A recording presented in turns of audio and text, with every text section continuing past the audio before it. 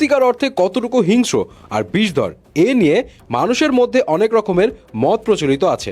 যেমন বাংলাদেশের প্রচলিত ধারণা হলো যে রাসেলস ভাইপার পৃথিবীর পঞ্চম বিষধর সাপ, কিন্তু আসলে এ কথা ঠিক নয়। তবে বাংলাদেশ আর ভারতে প্রথম 4টা বিষধর সাপের মধ্যে রাসেলস ভাইপার একটি।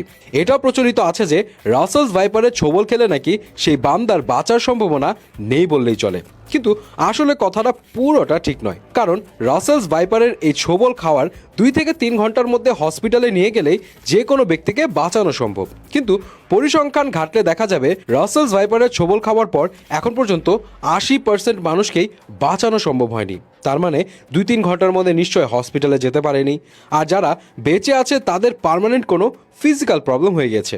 আরেকটা ব্যাপার, অনেকের ধারণা রাসেলস ভাইপার পৃথিবীর সবচেয়ে হিংস্র সাপ, কিন্তু আসলে পৃথিবীর সবচেয়ে হিংস্র সাপ হলো ব্ল্যাক মাম্বা। আর বাংলাদেশে রাসেলস ভাইপারের চেয়ে হিংস্র সাপ হলো গোকরা আর কোবরা। তবে রাসেলস ভাইপার কিন্তু হিংস্র কম নয়, একদম 5 ফিট দূর থেকে মেজাজ খারাপ হলে ছোবল মেরে দিতে পারে, আর একসাথে অনেক পরিমাণে বিষ ঢুকিয়ে দেয় শরীরে। অলরেডি এই রাসেলস ভাইপার এই সাপ আসলে সত্যিকার অর্থে